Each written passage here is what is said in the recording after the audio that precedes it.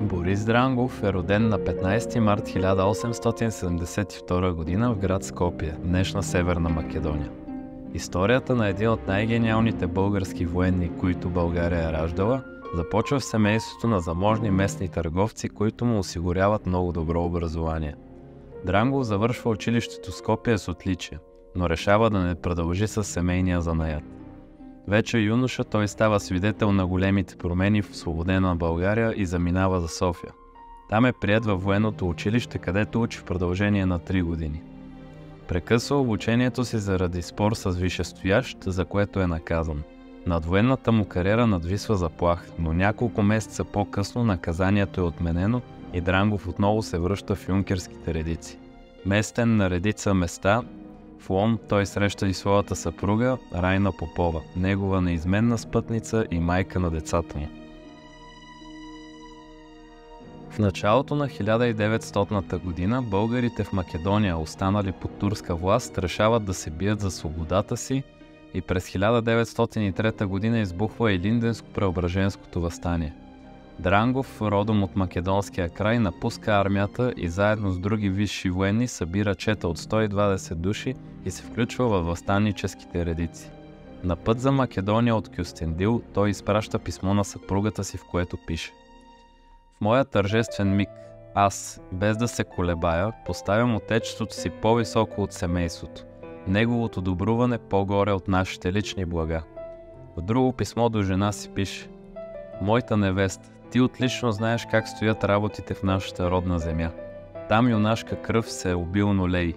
Никога по-силно време за майка Македония не е било. Аз отлично чувствам това и като нейн мил син не мога да не се притека на мъченическия изов. Аз заминавам, моята драга невеста. В този тържествен миг аз, без да се колебая, поставям отечеството си по-високо от семейството, неговото добруване по-горе от нашите лични блага. Не тъжи за мен. Предопределеното отгоре стъги не можеш измени. След отечеството теб и децата най-много обичах в този свят.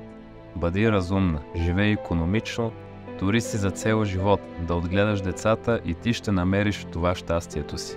Целувам теб и децата най-горещо. Борис“.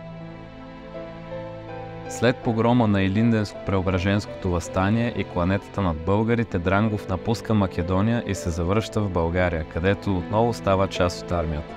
Командирован е в Санкт-Петербург, където учи в елитната генерал-щабна академия, където завършва с пълно отличие и бърза да се върне в родината, където е назначен на служба в артилерийски полк.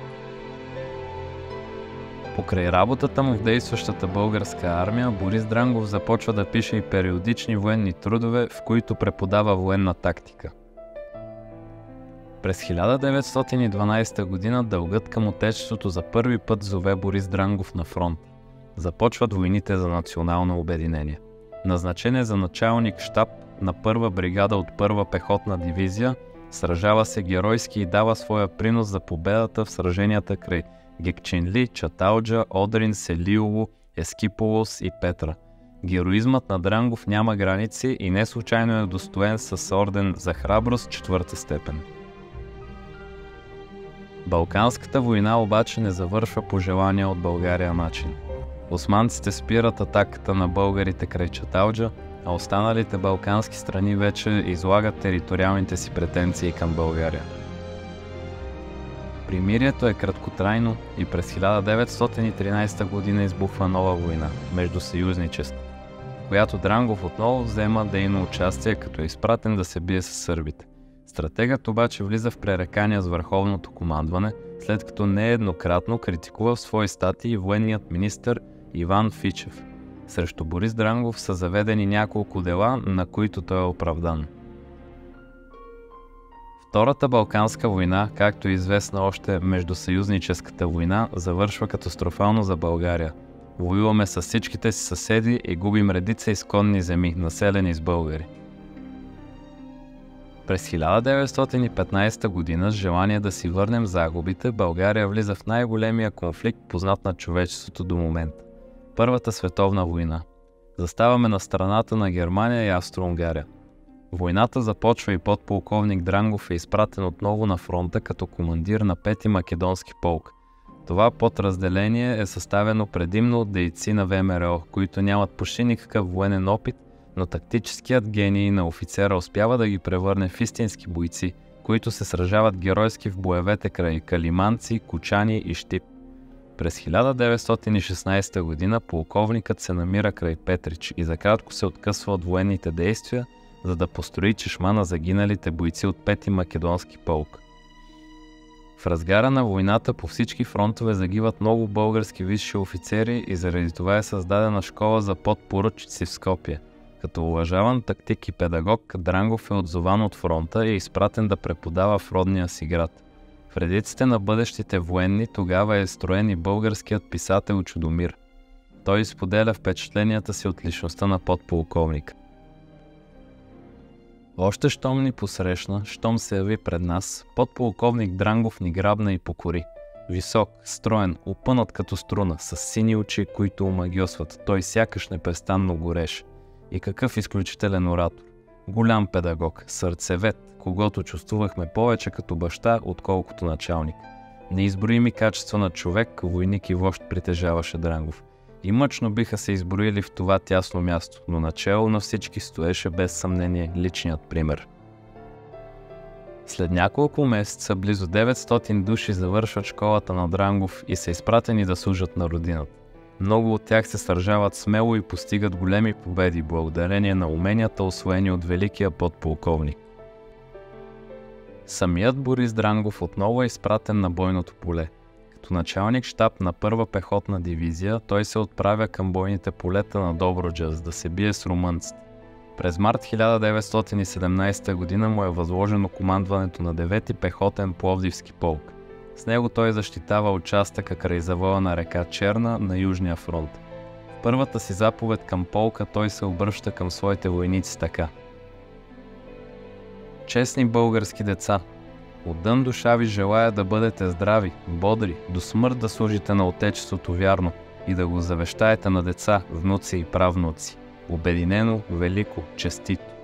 Па нека те, жънейки благите плодове от родолюбивата ви дейност, умилно да благославят имената ви, свято да почитат памета ви. Юнаци, нека Бог ни помага така достойно да изпълним дълга си. 2 месеца по-късно, на 26 май 1917 година, при жесток артилерийски огън, подполковникът е улучен от шрапнел и умира от раните си. Въпреки призивите на подчинените си да се прикрие, Дрангов продължава да обикаля в цял ръст окопите и траншеите. Непосредствено до командира пада вражески снаряд. Подполковникът е ранен тежко, шрапнел разкъсва крака му. По-късно се оказва, че е засегната артерия, ранена е и ръката му. Но той не губи съзнание, отказва всякаква извънредна грижа и заявява: каквото за всички войници, това и за мен. Кръвозагубата е голяма и той отпада бързо. Лекар все пак пристига, но вече е късно. Борис Дрангов умира същата вечер едва на 45 години. Смъртта му предизвиква широк отзвук на фронта и в България. Самият той никога не се е страхувал от смъртта и учи всички да не се боят, защото според него животът се мери не по неговата дължина, а по съдържанието му. Тленните му останки са пренесени в църквата Свети Димитър в родния му град Скопие. По-късно обаче сръбските окупатори, покрай терора и репресиите над местното население, решават да ги преместят в градските гробища. България се сбогува с още един от своите велики синове. Посмъртно Борис Дрангов е произведен в чин полковник. Познава болното място на всеки свой войник. Казват дори, че нощно време обикалял спалните помещения и наглеждал заспалите момчета дали са завити. Грижил се и за храната им, сам проверявал какво им разливат в канчетата, а веднъж дори изсипал в пазвата на готвача казана с буламач. Това човешко отношение към родовия състав на армията е възпято в популярните крилати фрази: "Празна раница не пази граница", "Има Дрангов, има хляб" и други. Всякога за България е живот и смърт, винаги горди юнаци и никога бити негодници.